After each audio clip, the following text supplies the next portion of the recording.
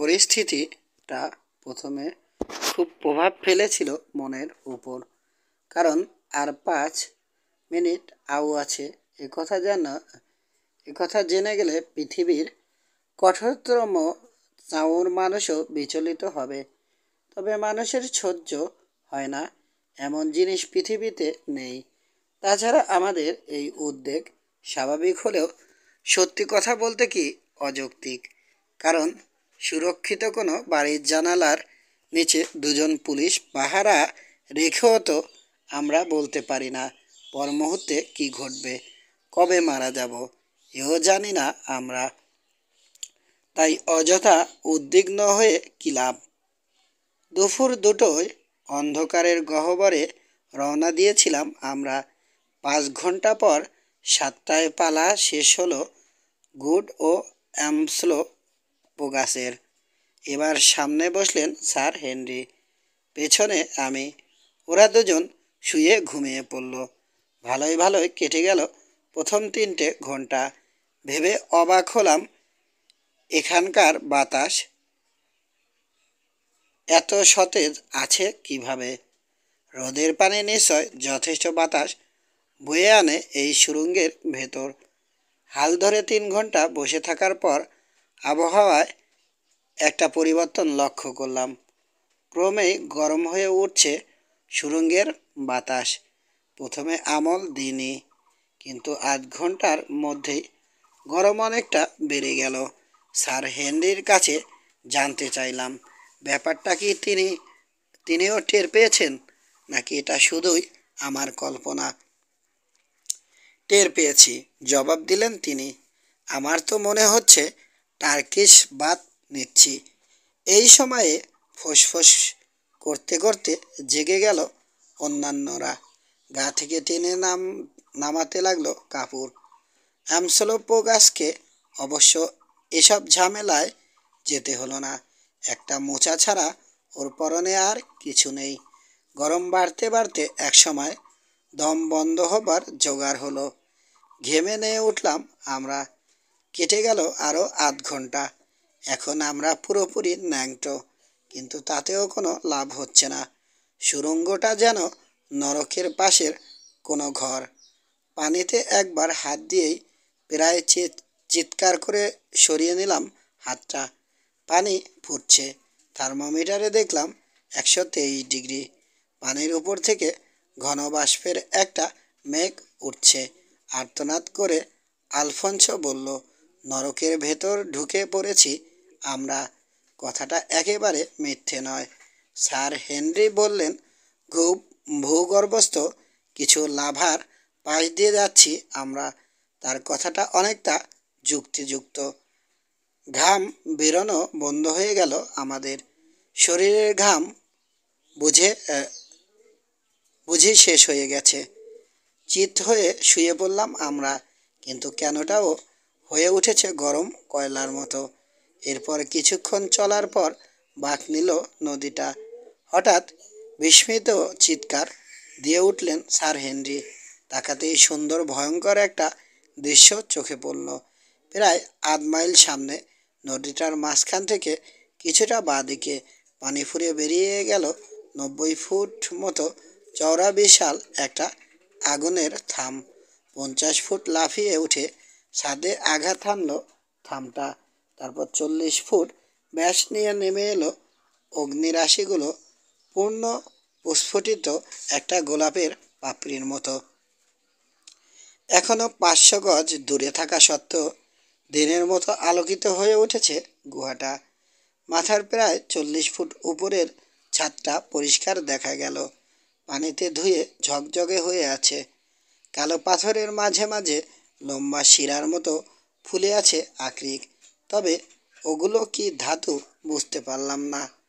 দ্রুত আমরা ছুটে চললাম আগুনের এই থামের দিকে।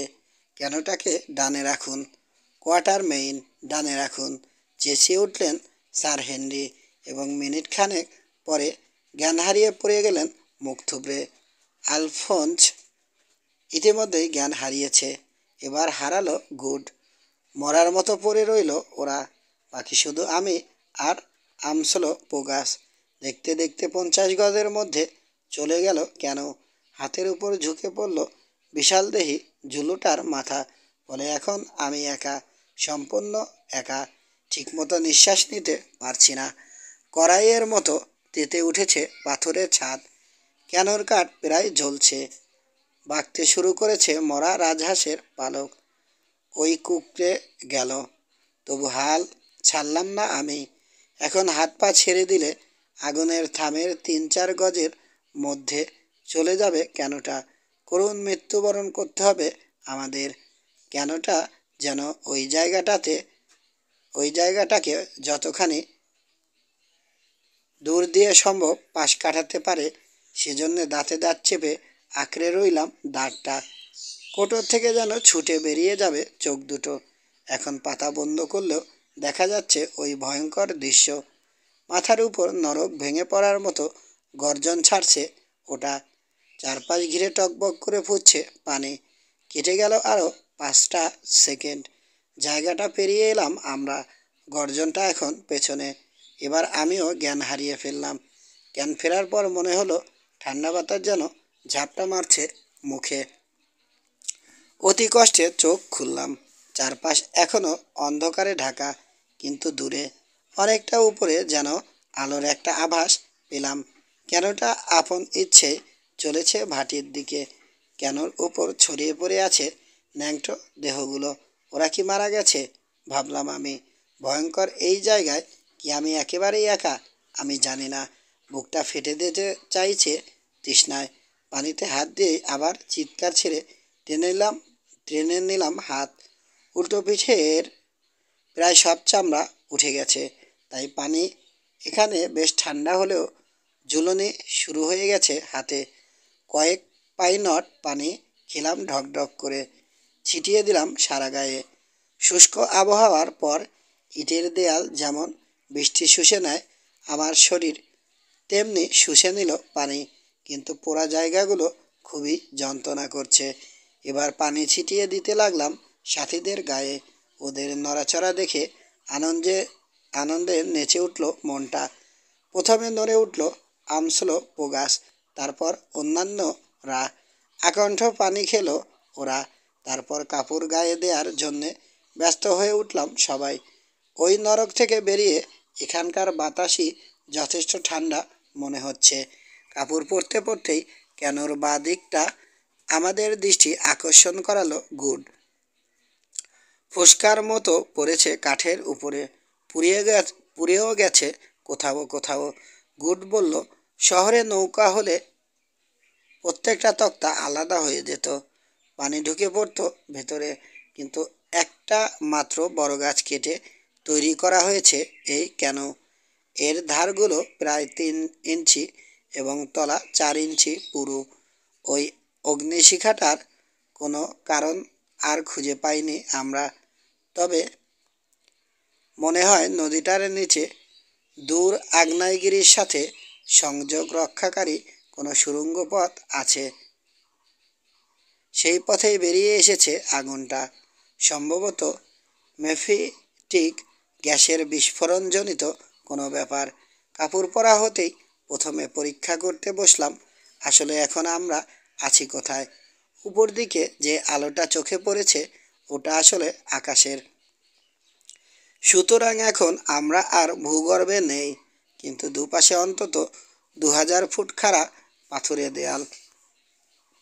ফলে মাথার উপর আকাশ থাকা সত্ত্বেও দিনের বেলায় সমস্ত দরজা জানালা বন্ধ করা ঘরের মতো একটা অস্পষ্টতা। ধীরে ধীরে এত উপরে উঠে গেছে দেয়াল যে আকাশ যেন এখানে অন্ধকারের রাজ্যে ঝুলে থাকা একটা নীল সুতো। গাছ বা কোনো লতার চিহ্ন নেই কোথাও। এখানে ওখানে ঝুলে আছে শুধু কিছু কিছু ধূসর লাইকেন, মিটের থুতনি থেকে ঝুলে থাকা সাদা দাড়ির মতো। নদীটার ধারে সৈকতের মতো একটা জায়গা। স্রোতের ক্রমাগত ধাক্কায় গোল হয়ে যাওয়া কিছু পাথরে তৈরি হয়েছে সৈকতটা। জোয়ারের সময় নিশ্চয় তলিয়ে যায় এই সৈকত, বা জেগে থাকলেও খুব কমই জেগে থাকে। 7 কি 8 গজ হবে জায়গাটা। খানিক বিশ্রাম আর হাত পায়ের খিল ছাড়ানোর জন্যে এখানেই নামবো বলে ঠিক করলাম আমরা। জায়গাটা খুবই খারাপ, তবু অন্তত 1 ঘন্টা তো নদীর ওই ভয়াবহ চিঠি ভুলে থাকা যাবে। তাছাড়া জিনিসপত্র নতুন করে বাঁধা ছাদা করা বা কেনটার যত্ন নেওয়া যাবে। সুতরাং ওখানেই নেমে পড়লাম আমরা। প্রথমে নামলো গুড, বলল কি বিচ্ছিরি জায়গা, কাউকে হতাশ করার জন্যে যথেষ্ট। হেসে উঠল সে। সাথে সাথে গুরুগম্ভীর একটা কণ্ঠে ধ্বনিত হলো, যথেষ্ট, হ্যাঁ হ্যাঁ হ্যাঁ, যথেষ্ট, হ্যাঁ হ্যাঁ হ্যাঁ। পাথরে পাথরে ছড়িয়ে পড়ল প্রতিধ্বনি, যথেষ্ট, যথেষ্ট, যথেষ্ট। টুকরো টুকরো শব্দ আর প্রচণ্ড হাসি আমাদের যেন পাগল করে তুলল। তারপর যেমন হঠাৎ শুরু হয়েছিল তেমনি হঠাৎই থেমে গেল এক সময়। শান্ত গলায় বলল, অ্যামসোলো বোগাস, পরিষ্কার বুঝতে পারছি শয়তানেরা থাকে এখানে। জায়গাটা ওদেরই উপযুক্ত। ওকে বুঝিয়ে বলার চেষ্টা করলাম, এটা নিছক প্রতিধ্বনি ছাড়া আর কিছু নয়। কিন্তু কে শোনে কার কথা? এরপর আমরা কথা বললাম ফিসফিস করে, কিন্তু সে ফিসফিসও প্রতিধ্বনিত হলো। চারদিক থেকে ফিসফিসানে উঠে ধীরে ধীরে তা রূপান্তরিত হলো দীর্ঘশ্বাসে, তারপর থেমে গেল। যত তাড়াতাড়ি সম্ভব ক্ষতস্থানগুলোর যত্ন নিলাম আমরা। ওদিকে তেল ফুরিয়ে আসছে লণ্ঠনের, জরুরি প্রয়োজনের জন্যে এটুকু রেখে দেয়া দরকার। তাই একটা রাজহাঁসের ছাল ছাড়িয়ে সেটার বুকের চর্বি ব্যবহার করা হলো বিকল্প হিসেবে। চমৎকার কাজ দিল চর্বি। এবার মালপত্র বাঁধাছাদা করে খেতে বসলাম সবাই। প্রচণ্ড গরমে মাংস কিছুটা গলে গেলেও গোগাসে খেয়ে চললাম। তারপর কি যেন একটা শব্দ পেয়ে তাকালাম পেছন দিকে। পাথরের উপর বসে আছে বিরাট একটা কালো কাঁকড়া। চেহারাটা মিঠে পানের কাঁকড়ার মতোই, কিন্তু আমার দেখা যে কোনো কাঁকড়া চেয়ে 5 গুণ বড়। সারাশির মতো নখগুলো কি বিরাট, বাইরে বেরিয়ে থাকা চোখগুলো যেন জ্বলছে। পাথর ও মাটির নিচের গর্ত থেকে সম্ভবত খাবারের গন্ধেই দলে দলে বেরিয়ে এসেছে কাঁকড়াগুলো। গুড এসব কিছুই খেয়াল করেনি। আচমকা একটা কাঁকড়া ওর পিছন দিকে এমন চিমটি কাটলো যে তাহি চিৎকার ছেড়ে উপর দিকে লাফিয়ে উঠল ও। ঠিক এই সময় আরেকটা কাঁকড়া আলফোন্সের পায়ে চিমটি কেটে ঝুলে রইল। আলফোন্সের অবস্থা কি হলো সহজেই অনুমেয়। আমস্লোপোগাস কুড়াল দিয়ে ভেঙে দিল একটা কাঁকড়ার খোলা। সাথে সাথে ভীষণ তীক্ষ্ণ একটা চিৎকার ছাড়ল কাঁকড়াটা। মুখ দিয়ে গড়াতে লাগলো ফেনা, আর সেই গন্ধে আকৃষ্ট হয়ে চারদিকের গর্ত থেকে উকি দিল শত শত কাঁকড়া।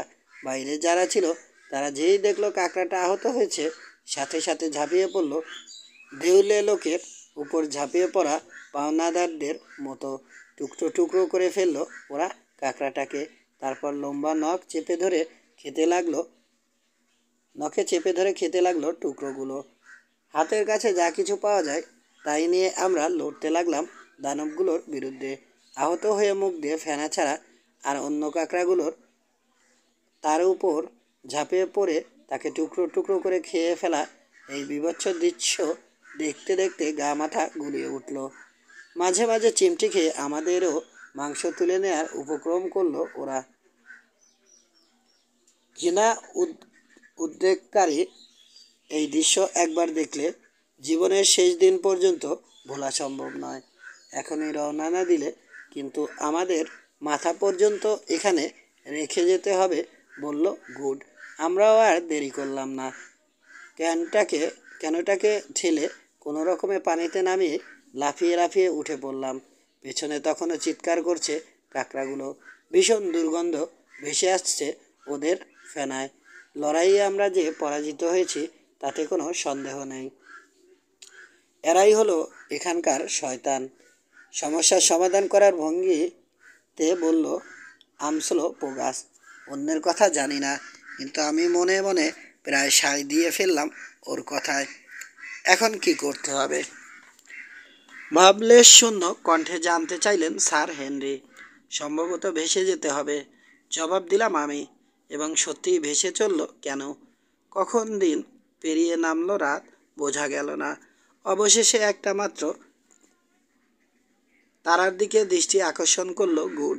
হাতে কিছু কাজ নেই বলে তারাটাকেই লক্ষ্য করতে লাগলাম আমরা অসীম কৌতূহলে।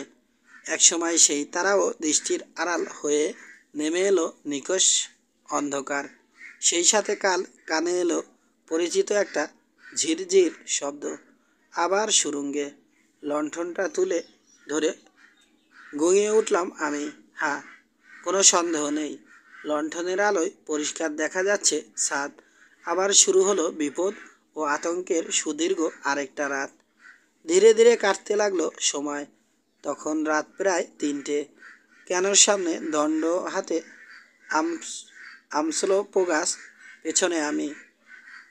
পরিচান্ত হয়ে অঘরে ঘুমাচ্ছেন স্যার হেনরি, গুড ও আলফোন্স। হঠাৎ বিস্ময়সূচক একটা ধ্বনি বেরিয়ে এলো আমসোলোপোগাসের গলা দিয়ে।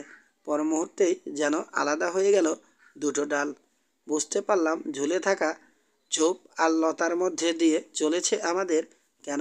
একটু পরে ঠান্ডা তাজা একটা বাতাস ঝাপটা মারল মুখে। অনুভব করলাম সুড়ঙ্গ থেকে বেরিয়ে পরিষ্কার পানির উপর ভাসছি। বুক ভরে টেনে নিলাম মিষ্টি নৈশ বায়ু। তারপর যথাসম্ভব ধৈর্যের সাথে প্রতীক্ষায় রইলাম ভোরের 11। 1 ঘন্টা কি তারও বেশি ঠায় বসে রইলাম। আমসোলোপোগাসও ঘুমোতে গেল। অবশেষে ধূসর হয়ে এলো পূবাকাশ। পানির উপর থেকে বাষ্প উঠছে সূর্যকে অভিবাদন জানাতে। ধূসর ধীরে ধীরে রূপান্তরিত হলো ফিকে হলুদে। সে হলুদ আবার পথ ছেড়ে দিল লালকে। দেখতে দেখতে খুলে গেল স্বর্ণদ্বার।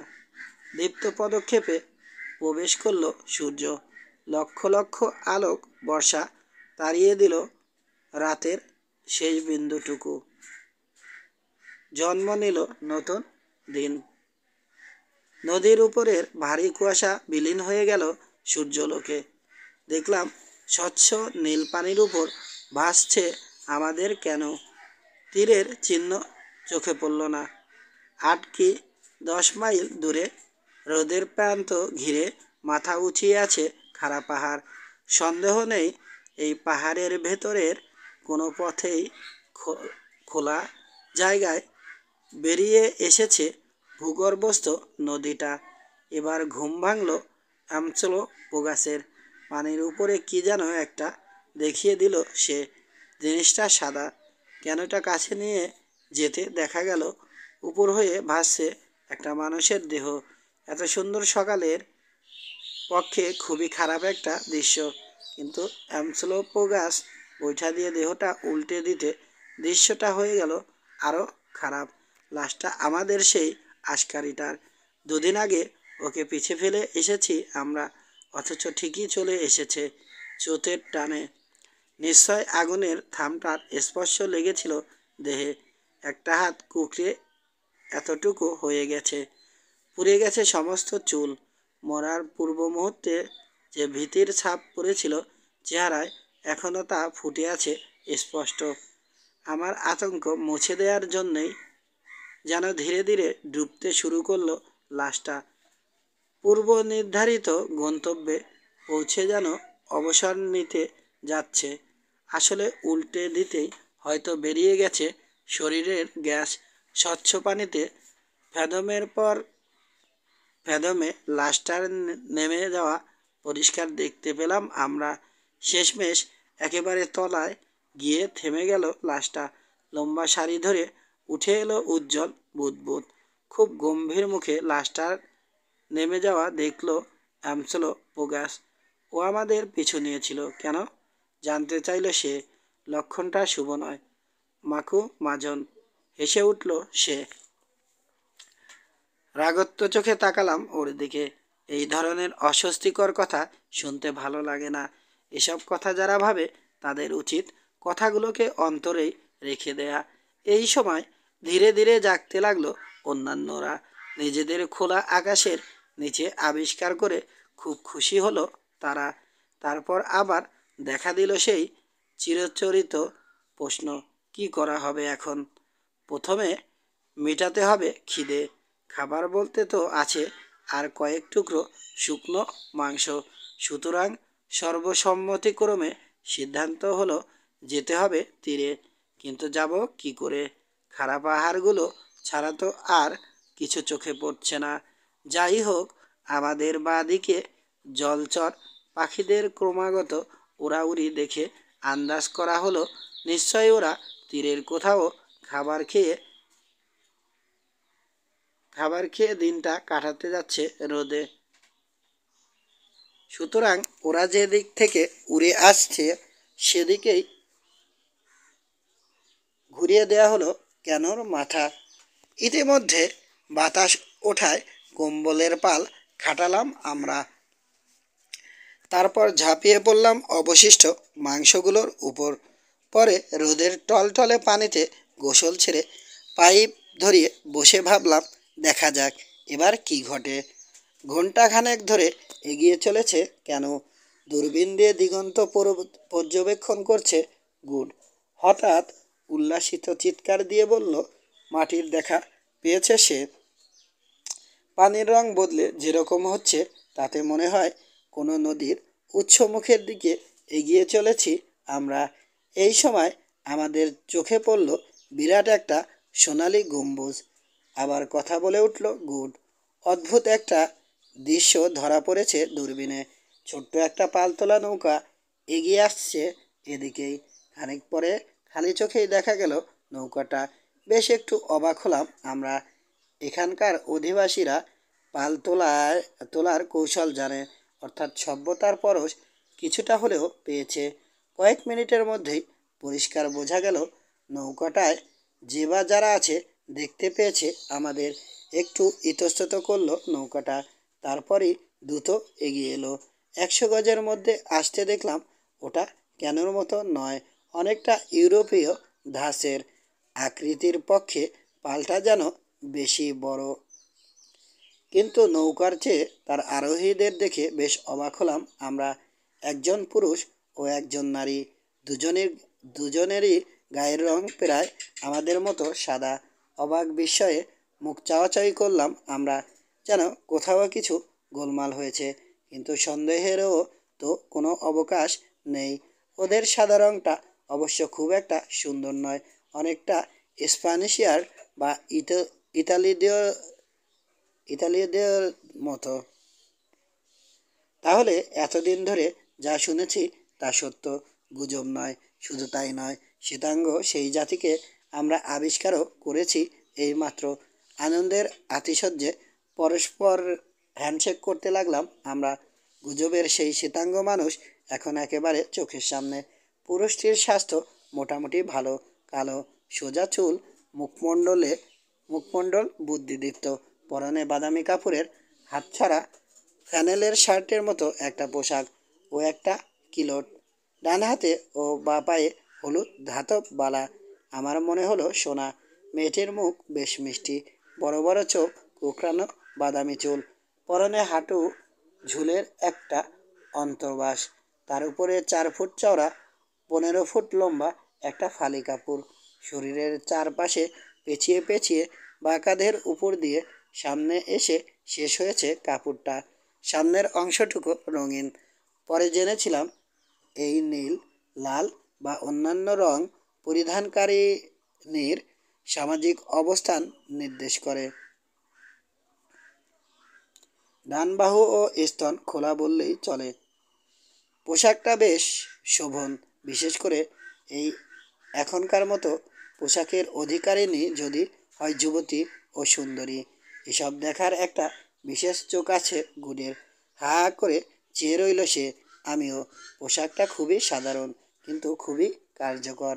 তো আমরা ওদের দেখে যতটা অবাক হলাম, ওরা অবাক হলো তার চেয়ে বেশি।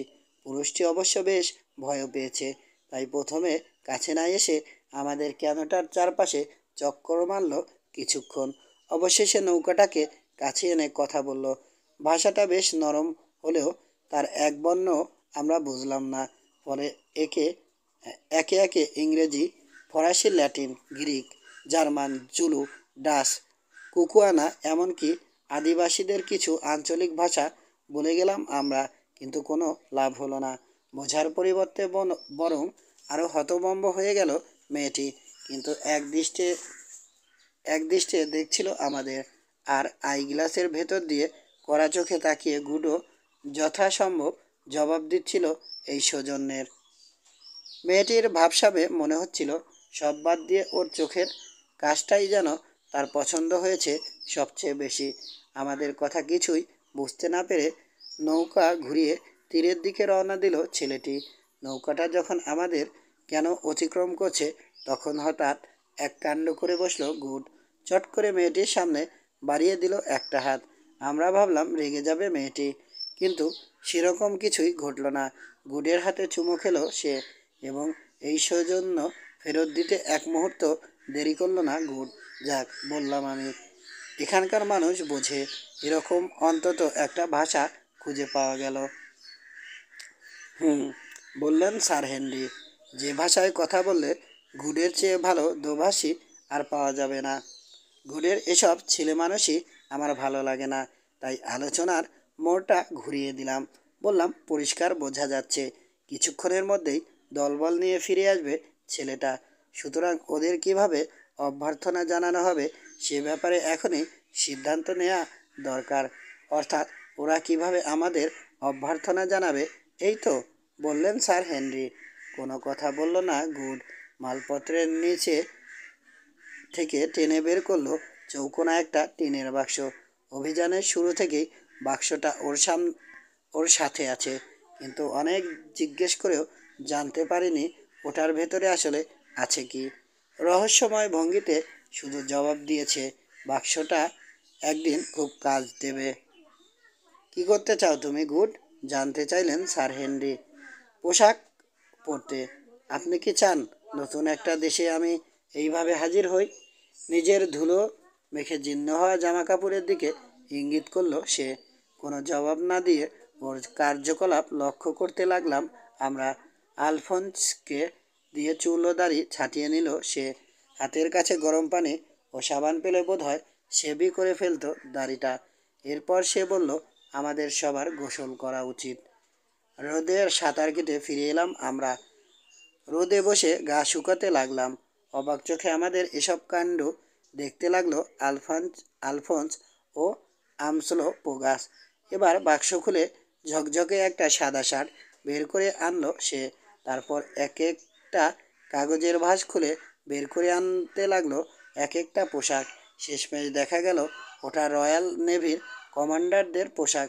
এমনকি তরবারি, কানা উল্টানো হ্যাট, আয়নার মতো ঝকমকে চামড়ার বুট, কিছুই বাদ যায়নি। ঢোক গিললাম আমরা। এই পোশাক পরবে নাকি তুমি? সমস্বরে বলে উঠলাম আমরা। নিশ্চয়, শান্তভাবে জবাব দিল সে। প্রথম দর্শনের উপর অনেক কিছু নির্ভর করে, বুঝলে, বিশেষ করে মেয়েদের বেলায়। তাছাড়া আমাদের মধ্যে অন্তত একজনের ভালো পোশাক পরা দরকার। মুখে কথা জোগালো না আমাদের। কোনো মতে শুধু বলতে পারলাম, পোশাকের নিচে বর্মটা পরে নেওয়া উচিত, কোটের ভাঁজ ভেঙে যাবে। প্রথমে এই যুক্তি দেখালেও পরে নিরাপত্তার খাতিরে বর্ম পরতে রাজি হলো সে। অবশেষে পূর্ণ সাজে সজ্জিত হয়ে বুকে মেডেল ঝুলিয়ে আমাদের সামনে দাঁড়ালো গুড। বিস্ময় আর চেপে রাখতে পারল না আমসলো পোগাস। ওহ ভগবান, বলল সে, এতদিন তোমাকে ভেবেছি বেটে, গাভিন গাইয়ের মতো মোটা একটা বিশ্রী লোক, কিন্তু এখন তোমাকে নীল পাখির মতো দেখাচ্ছে। স্থূলতার এরকম উদাহরণ পছন্দ না হলেও প্রশংসাটুকু পছন্দ হলো গুডের। ওদিকে আলফোন্স মহা খুশি। আহ, মসিয়েকে যোদ্ধার মতো দেখাচ্ছে। তীরে নামার পর মেয়েরাও তাই বলবে। গুডের দিকে তাকিয়ে থাকতে থাকতে আমাদেরও ইচ্ছে হলো ওর মতো হবার, কিন্তু শিকারের স্যুট ছাড়া আর তো কিছু নেই আমাদের। ওগুলোই চাপালাম বর্মের উপর। আমাকে অবশ্য পৃথিবীর সেরা পোশাকেও মানাবে না, কিন্তু টুইডের স্যুট, গেইটার আর বুট পরে স্যার হেনরিকে চমৎকার দেখাচ্ছে। লম্বা গোপে তা দিয়ে প্রান্তগুলো আরও বাঁকা করে তুলল আলফোন্স। ওদিকে লণ্ঠনের তেলে এক টুকরো দড়ি চুবিয়ে সেই দড়ি দিয়ে ঘষে ঘষে মাথার বালাটা গুড়ের বুটের মতো চকচকে করে তুলল আমসলো পোগাস। তারপর বর্মের উপর মোচা পরে কিছুটা পরিষ্কার করে নিল ইনকোসি কাস। ব্যাস, ইতিমধ্যে বেশ এগিয়েছে আমাদের কেন? হঠাৎ দেখি এদিকেই এগিয়ে আসছে বেশ কয়েকটা বড় নৌকা, অধিকাংশই পালতোলা, কিন্তু একটাতে দেখা গেল 24টা দাঁড়। দূরবীনে চোখ লাগিয়ে যদ্দূর মনে হলো নৌকাটা সরকারি। নাবিকদের সবাই একরকম পোশাক পরে আছে। সামনের আধা ডেক মতো জায়গায় দাঁড়িয়ে আছে শ্রদ্ধেয় চেহারার একজন বুড়ো মানুষ। সাদা দাড়িগুলো উড়ছে, কোমরে বাঁধা একটা তরবারি। কোনো সন্দেহ নেই সেই নৌকাটার কমান্ডার। অন্য নৌকাগুলোতে উঠেছে সে কৌতূহলীরা, এগিয়ে আসছে যথাসম্ভব দ্রুত দাঁড় বেয়ে। এখন বললাম আমি, কি মনে হচ্ছে? ওরা কি ভালো ব্যবহার করবে নাকি শেষ করে দেবে আমাদের? কেউ জবাব দিল না। হঠাৎ 100-2 গজ দূরে এক পাল জলহস্তির উপর নজর পড়ল গুডের। ও পরামর্শ দিল কয়েকটা জলহস্তি মেরে আমাদের শক্তি সম্বন্ধে স্থানীয় বাসিন্দাদের একটা ধারণা দিলে মন্দ হয় না। আমরা সায় দিলাম ওর কথায়। বের করা হলো 8 বোর রাইফেলগুলো। সহজেই জলহস্তিগুলোর কাছে চলে গেলাম আমরা।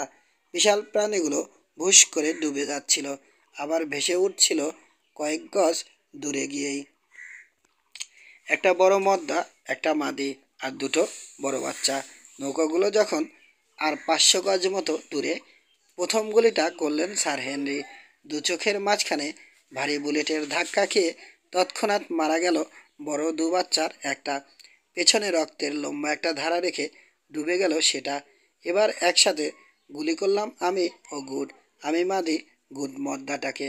আমার গুলিটা লাগলো, কিন্তু তেমন মারাত্মক হলো না। ভীষণভাবে পানি ছিটিয়ে ডুবে গেল জলহস্তি, আবার ভেসে উঠল কয়েক গজ দূরে। ভয়ঙ্কর ভঙ্গিতে দাঁত মুখ খিচাচ্ছে। সেই সময় ঝেড়ে দিলাম বানলটা। এবার শেষ। শিকারি হিসেবে গুড জঘন্য। ওর গুলি জলহস্তিটার মুখের একটা পাশ ছিঁড়ে দিয়ে চলে গেল। দ্বিতীয় গুলিটা করেই তাকালাম নৌকাগুলোর দিকে। পরিষ্কার বোঝা গেল ওরা আগ্নেয়াস্ত্রে অভ্যস্ত নয়। ভয়ে চিৎকার ছেড়ে নৌকা ঘুরিয়ে নিল অনেকে, এমনকি বুড়ো লোকটাও হতভম্ব হয়ে নৌকা থামালো। তবে ওদের দিকে বেশিক্ষণ তাকিয়ে থাকার উপায় নেই আমাদের। আবার ভেসে উঠেছে মদ্দা জলহস্তিটা, রেগে কাই হয়ে আছে গুলি খেয়ে। 40 গজ দূরে দাঁড়িয়ে হিংস্র ভঙ্গিতে তাকিয়ে আছে গনগনে চোখে। একসাথে সবাই গুলি করলাম আমরা। বিশ্রীভাবে আহত হয়ে ডুবে গেল জলহস্তিটা। ধীরে ধীরে ভয় কাটিয়ে আবার কৌতূহলীও হয়ে উঠল ওরা। নৌকা নিয়ে এগিয়ে আসতে লাগলো আমাদের দিকে। প্রথম দেখা সেই ছেলে আর মেয়েটিকেও দেখা গেল একটা নৌকায়। হঠাৎ ওদের 10 জনের মধ্যে ভেসে উঠল আহত জলহস্তিটা। ভীষণ রেগে হা মেলে ছুটে গেল নৌকাটার দিকে।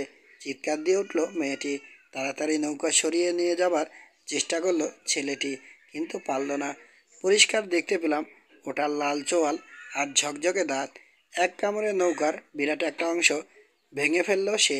ডুবতে শুরু করলো নৌকাটা।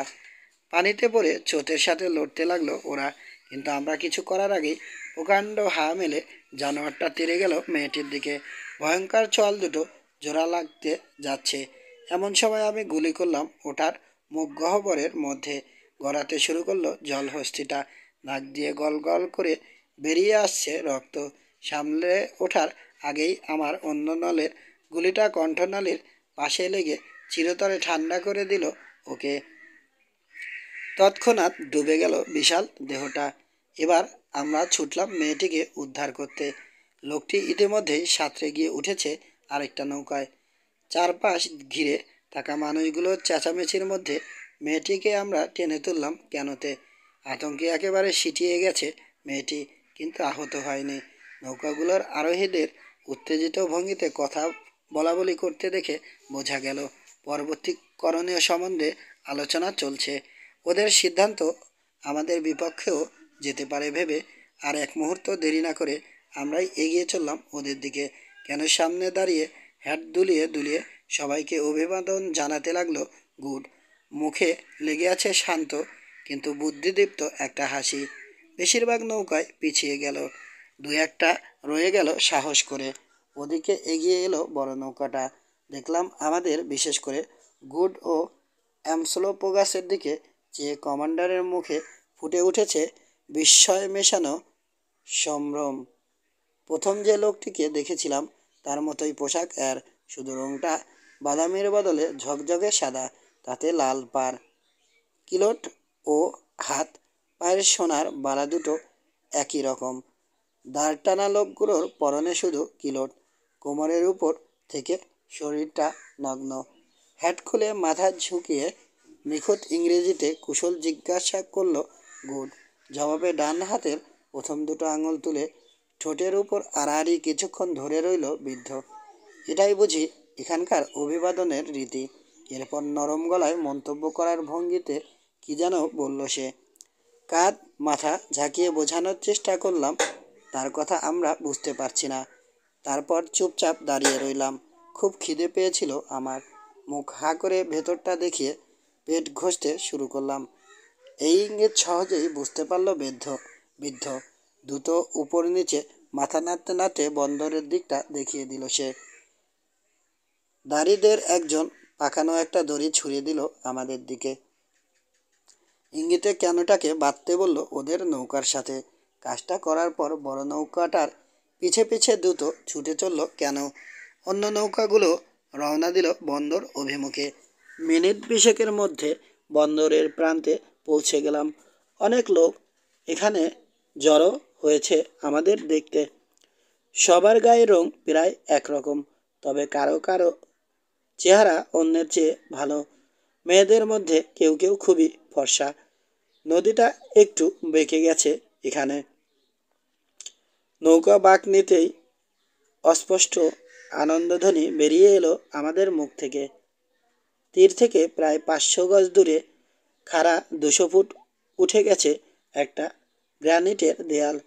দেয়ালটার পাশেই বর্গক্ষেত্রের 3টে বাহুর মতো বিশাল একটা গ্রানিটের দালান। ব্যাটলমেন্টের মতো ছোট একটা দরজা ছাড়া চতুর্থ বাহুটা প্রায় ফাঁকা। প্রাসাদটার পেছন থেকেই ক্রমাগত উপর দিকে উঠে গেছে শহরটা। ঝলমলে সাদা মার্বেলের একটা দালান দেখা যাচ্ছে সেখানে। আর সব কিছুর উপরে মাথা উঁচিয়ে আছে সেই সোনালি গম্বুজটা। ওই দালানটা ছাড়া শহরের বাকি সব বাড়ি লাল গ্রানিটের। সব বাড়ি একতলা, চারপাশে ঘিরে আছে বাগান। প্রাসাদটার পেছন থেকে অত্যন্ত চওড়া একটা রাস্তা মাইল দেড়েক উঠে গিয়ে শেষ হয়েছে ঝলমলে দালানটা ঘিরে থাকা ফাঁকা জায়গায়। এবার আমাদের সামনেই দেখতে পেলাম মিলোসিস শহরের সবচেয়ে বড় আকর্ষণ, সিঁড়ি। সে কি সিঁড়ি! দুপাশে স্তম্ভ শ্রেণী, এক পাশ থেকে আরেক পাশের দূরত্ব 65 ফুট। 2 সারি সিঁড়ি উঠে গেছে উপর দিকে। এক একটা সারিতে 8 ইঞ্চি উঁচু, 1 গজ চওড়া, 125টা করে ধাপ। 60 ফুট লম্বা একটা চত্বর সংযোগ রক্ষা করছে সারি দুটোর মধ্যে। বিশাল একটা গ্রানিটের খিলানের উপর ভর দিয়ে আছে সিঁড়িটা। খিলানের নিচেই চত্বরটা থাকায় দেখাচ্ছে ঠিক মুকুটের মতো।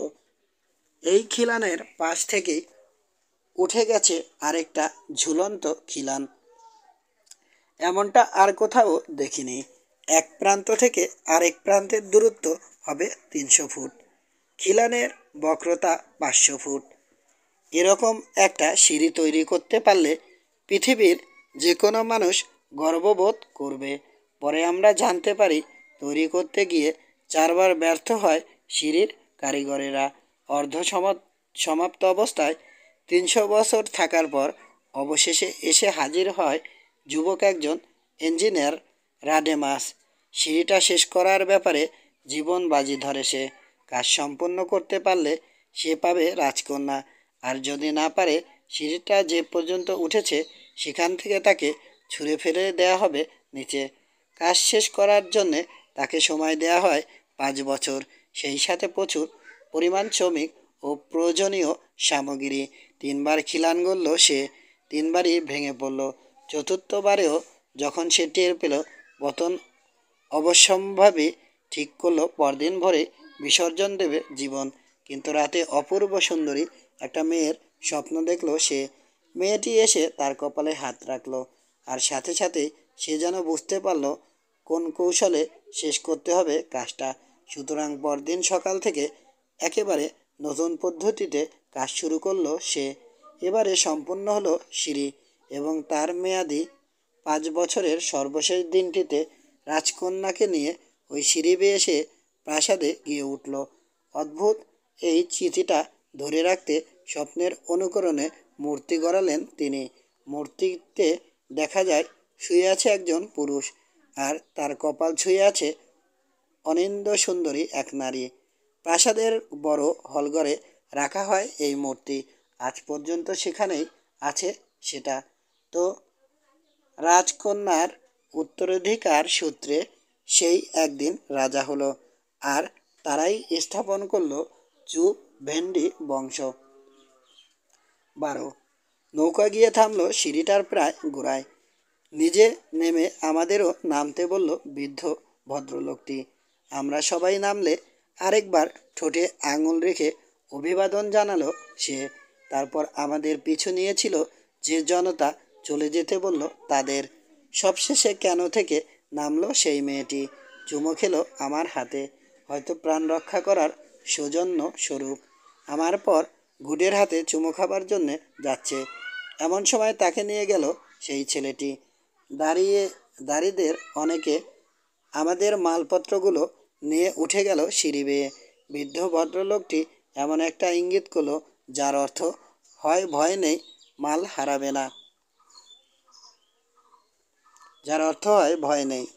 হারাবে না। এবার সে পথ দেখিয়ে আমাদের নিয়ে এলো ছোট একটা বাড়িতে। এটা আসলে একটা সরাইখানা। কাঠের টেবিল ও বেঞ্চ পাতা একটা ঘরে ঢুকলাম।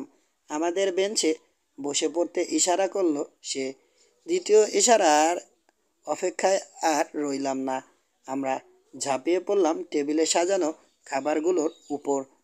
কাঠের বড় থালায় সাজানো রয়েছে কি এক জাতের সুগন্ধি পাতায় মোড়ানো ছাগলের ঠান্ডা মাংস, লেটুসের মতো সবজি, বাদামি পাউরুটি।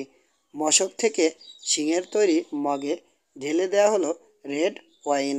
বেশ সুন্দর ওয়াইনটা, কিছুটা বারগন্ডির মতো।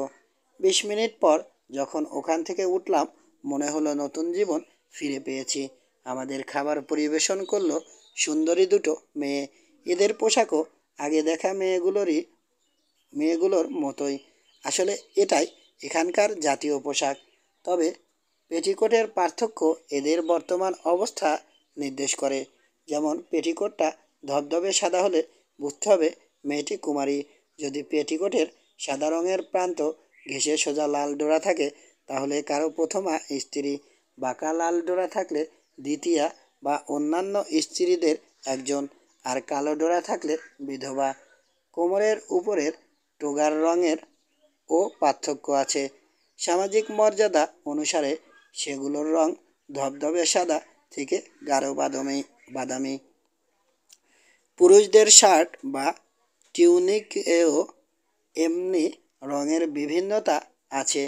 তবে পুরুষ নারী নির্বিশেষে একটা জিনিস পরা বোধহয় জাতীয় প্রতীক। ডান বাহুর কনুইয়ের উপরে এবং বাম পায়ের হাঁটুর নিচে সোনার মোটা বালা। অত্যন্ত মর্যাদা সম্পন্ন ব্যক্তিরা পরে সোনার একটা পাকানো কণ্ঠহার। এরপর এরকম একটি হার আছে বৃদ্ধ ভদ্রলোকটির গলায়। খাওয়া শেষ হতে গুডের দিকে চেয়ে বউ করল সে।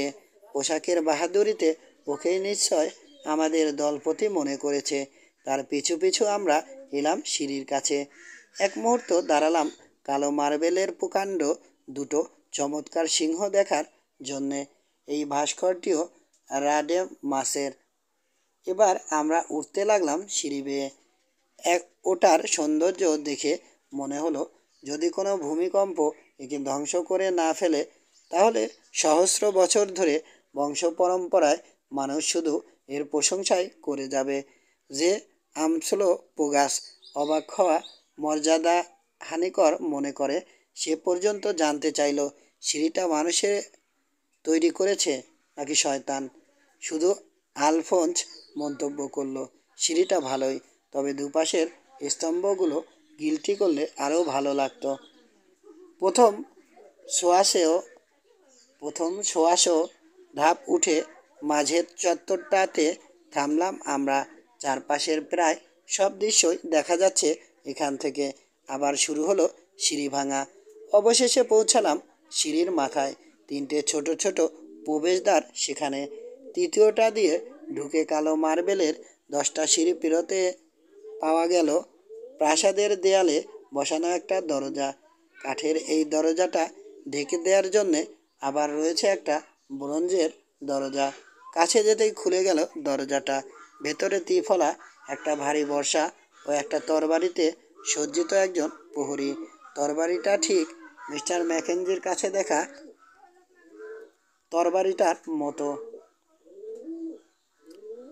আবার ভালো করে দেখলাম, না, কোনো সন্দেহ নেই, ভবঘুরে দুর্ভাগা লোকটা তো তাহলে সত্যি কথাই বলেছে। প্রাসাদের চত্বরে এসে পড়লাম আমরা। 40 বর্গ গজ মতো হবে জায়গাটা। ফুলের অনেকগুলো বেড সেখানে। বাগানটার মধ্যের রাস্তা ধরে গিয়ে পাওয়া গেল আরেকটা দরজা। সেই দরজার পর ছোট একটা প্যাসেজ পেরিয়ে বড় হলঘর। ঘরটা 150 ফুট লম্বা, 80 ফুট চওড়া। দু দেয়াল থেকে 20 ফুট করে সামনে কালো মার্বেলের কিছু থাম, যেগুলোর মাথা কারুকার্য করা। এই ঘরের ভেতরেই দেখতে পেলাম বিখ্যাত সেই ভাস্কর্যটি। মূর্তিটা এত বেশি জীবন্ত যে তাকিয়ে থাকতে থাকতে মনে হয় সত্যিই বুঝি একজন মানুষ শুয়ে আছে, আর তার কপালে হাত দিয়ে আছে একটি মেয়ে। মার্বেলের থামগুলোর ফাঁকে ফাঁকে রয়েছে আরও কিছু মূর্তি, কিন্তু তাদের কোনোটাই সৌন্দর্যে ওটার সমকক্ষ নয়। ঘরটার ঠিক মাঝখানে একটা কালো মার্বেল পাথর। এদেশের লোকেরা পাথরটাকে পবিত্র মনে করে। অভিষেকের পর এর উপর হাত রেখে দেশের সমৃদ্ধি কামনা করে রাজারা। হলঘরটার শেষ প্রান্তে চমৎকার কার্পেট পাতা একটা মঞ্চ, আর সেই মঞ্চের উপর পাশাপাশি দুটো নিরেট সোনার সিংহাসন। সুন্দর গদিয়াটা থাকলেও সিংহাসনের পেছন দিকটা ফাঁকা। সেখানে সূর্যের একটা প্রতীক। সিংহাসনের পাদানির কাছে থাবা গুটিয়ে বসে আছে দুটো সোনার সিংহ, চোখগুলো হলুদ পোখরাজের। অনেক উপরের ছোট ছোট কিছু জানালা পথে আলো এসে আলোকিত করে তুলেছে জায়গাটা। কাঁচ নেই একটা জানালাতেও, কারণ এদেশের মানুষ এখন পর্যন্ত কাচের নামই শোনেনি। সিংহাসন দুটোর সামনে ইতিমধ্যে জড়ো হয়েছে বেশ কিছু লোক। সিংহাসনের ডান ও বাঁয়ের সারিতে কাঠের চেয়ারে বসে আছে প্রধান অমাত্যরা। তাদের পরনে কারুকার্য করা সাদা টিউনিক, আর প্রত্যেকের কাছেই একটা করে সেই স্বর্ণখচিত তরবারি। অমর্ত্যদের পেছনে তাদের অনুগামী ও পরিচারকের দল। সিংহাসনের বাঁ দিকে আলাদা হয়ে বসা 6জন বয়স্ক লোক। তাদের পরনে লিনেনের ধবধবে সাদা লম্বা আলখাল্লা, বুকের উপর সোনার সুতোয় কারুকাজ করা সূর্যের প্রতীক। লম্বা দাড়ি তাদের চেহারায় কর্তৃত্বের ছাপ এনে দিয়েছে। এই ছজনের একজন সাথে সাথে চোখ কাড়ল আমাদের। খুবই বৃদ্ধ সে, অন্তত 80 বছর বয়স হবে। খুব লম্বা শরীর, নাভি পর্যন্ত ঝুলছে তুষার শুভ দাড়ি। দুটো চোখে ঠান্ডা চাউনি। অন্যদের মাথা খালি হলেও এর মাথায় সোনার কারুকাজ করা একটা গোল টুপি। এই বৃদ্ধের নাম অ্যাগন, এদেশের প্রধান পুরোহিত। আমরা এগোতে শুরু করলে সভাসদ ও অন্যান্য পুরোহিতেরা উঠে দাঁড়িয়ে বউ করল, সেই সাথে দুটো আঙুল রাখলো ঠোঁটের উপর। পরিচারকেরা আসন এনে সারি দিয়ে রাখলো সিংহাসনের সামনে। আমরা তিনজন সেখানে বসলাম। আমাদের পেছনে দাঁড়িয়ে রইল আলফোন্স ও আমসলো পুগাস। বসতে না বসতেই ডান ও বাঁ পাশ থেকে তীব্র শব্দে ভেরি বেজে উঠল। হাতির দাঁতের লম্বা একটা দণ্ড হাতে একজন লোক এসে দাঁড়ালো ডান হাতি সিংহাসনটার সামনে।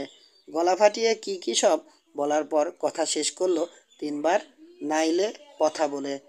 আরেকজন লোক চেঁচিয়ে কথা বলল বাঁ হাতি সিংহাসনটার সামনে দাঁড়িয়ে এবং কথা শেষ করলো তিনবার সোরাইস বলে। এবার দুপাশ থেকে এগিয়ে এলো সৈনিকের দল। এছাড়া বাছাই করা কিছু রক্ষী গিয়ে দাঁড়ালো দুই সিংহাসন ঘিরে। একসাথে হাতের ভারী বর্ষাগুলো তারা ঝনঝন করে ফেলে দিল কালো মার্বেলের মেঝের উপর। আবার তাস্বরে বেজে উঠল ভেরি। দুপাশ থেকে 6 জন করে কুমারী সবই ব্যবহারে প্রবেশ করলো জু ভেন্ডিসের 2 রানী। সাথে সাথে আসন ছেড়ে উঠে দাঁড়ালো সবাই। 2 রানী অসামান্য সুন্দরী, লম্বা 25 বছরের মতো করে বয়স হবে। নাইলে পথার সৌন্দর্য চোখ ধাঁধানো। ডান হাত ও স্তন যথারীতি নগ্ন। সোনার কারুকাজ করা ধবধবে সাদা টোগার উপরেও তুষারের মতো ফুটে আছে সেগুলো। মুখচিরি এত মিষ্টি যে একবার দেখলে জীবনে ভুলে যাওয়া কঠিন।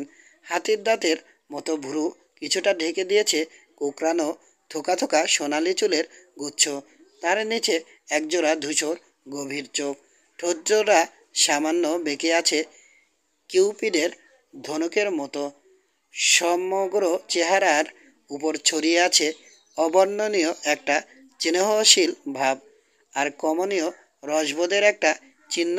মুখে জড়িয়ে আছে গোলাপরাঙা মেঘের উপরের রূপলি রেখার মতো। কোনো অলংকার পরেনি সে, তবে গলা, বাহু ও কনুইয়ে সোনার সেই পাকানো হার। অবশ্য এই হারগুলো তৈরি করা হয়েছে সাপের অনুকরণে। তার সমস্ত পোশাক শুভ লিনেনের, তার উপরে সোনার সুতোয় তোলা সূর্যের প্রতীক। লাইনে পথার যমজ বোন সোরাইসের সৌন্দর্য আলাদা ধরনের। তার চুল নাইলে পথার মতোই ঢেউ খেলানো, কিন্তু কয়লার মতো কালো। স্তূপাকারে নেমে এসেছে কাঁধের উপর। তার গায়ের রং জলপাইয়ের মতো কালো, উজ্জ্বল বড় বড় চোখ, কিছুটা নিষ্ঠুর পূর্ণ গঠিত ঠোঁট, শান্ত মুখমণ্ডল অনেকটা গভীর সাগরের মতো। আবেগকে যেন ঘুম পাড়িয়ে রাখা হয়েছে ওখানে। একবার ভাবলাম কি অনর্থই না ঘটবে এই শান্তি ভঙ্গ হলে। দেহের বাঁকগুলো প্রায় বনের মতোই, বরং কিছুটা গোলগাল। পোশাক একেবারে একরকম। ওরা সিংহাসনের দিকে হেঁটে যাবার সময় মনে হলো রাজকীয়। কথাটা সম্বন্ধে এতদিন যে ধারণা আমার মনে ছিল তা হলো এই: মর্যাদা প্রকাশের জন্যে এদের রক্ষী শক্তির দম্ভ বা সোনার অলংকারের দরকার নেই। উজ্জ্বল চোখের একটা দৃষ্টি বা মিষ্টি ঠোঁটের একটা মৃদু হাসি যথেষ্ট। কিন্তু তবু বলতে হয়, প্রথমে ওরা মেয়ে, তারপরে রানী। কৌতূহল ওদের স্বভাবগত।